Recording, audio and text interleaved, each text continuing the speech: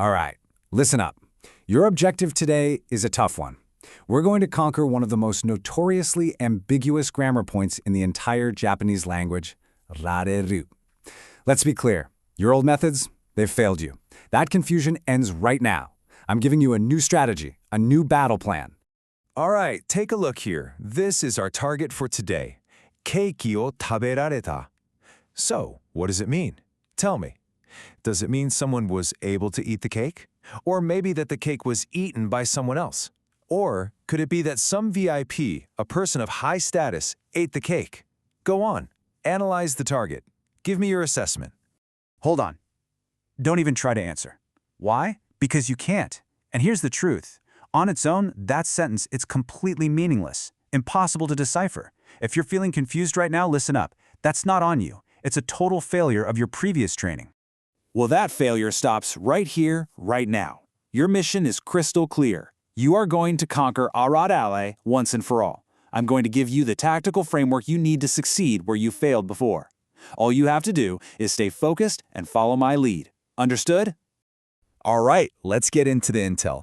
What's the root cause of all this ambiguity? The real reason for all the confusion?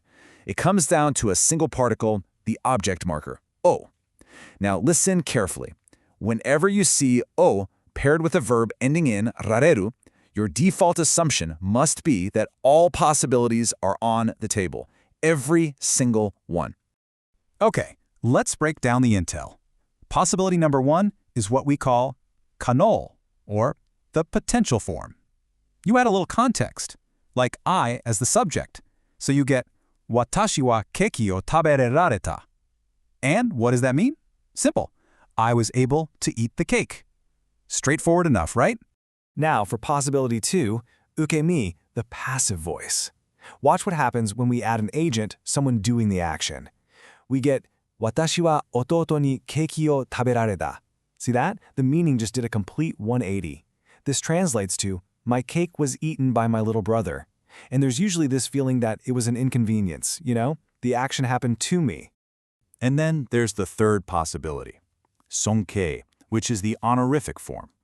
Now, if we swap out the subject for someone of higher status, say a company president, shacho ga keiki o taberareta, it now means the CEO ate the cake.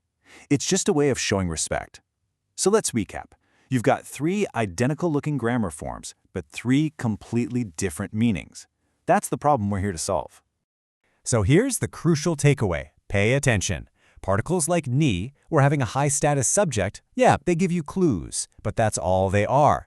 They are hints, not the final answer. When o is at the scene, you absolutely cannot rely on just surface-level intel. You have to dig deeper, every time. So how do we move forward from here? We don't guess. We don't hope. We use logic. I'm about to give you a standard operating procedure, a 3-step tactical plan that you will use to analyze any sentence with rareru. I want you to memorize it, internalize it.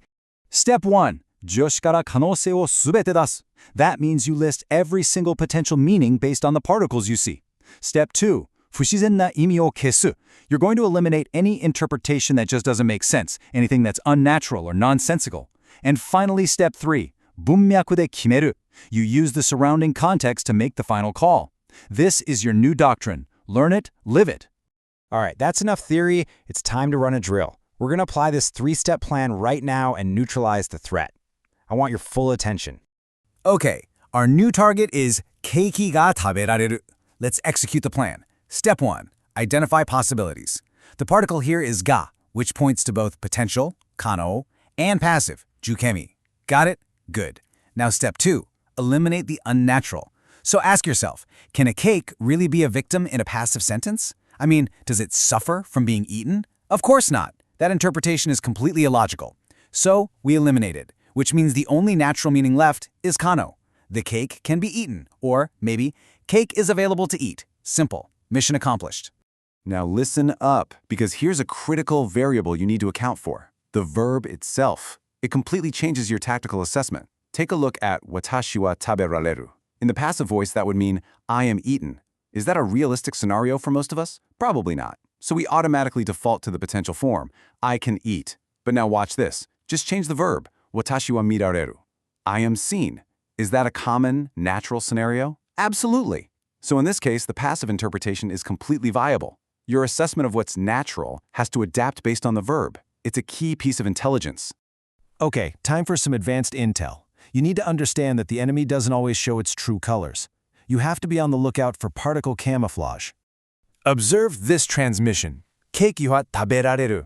Notice anything? The particle o is missing in action. Now, this is not a mistake. It's a common form of enemy subterfuge. Do not be fooled by it. Here's the situation. The topic marking particles ha and mo, they're often used to disguise an underlying o. So when you encounter a sentence like keiki wa taberareru or keiki mo taberareru, your operational procedure is to treat that ha or mo as if it were an o in disguise.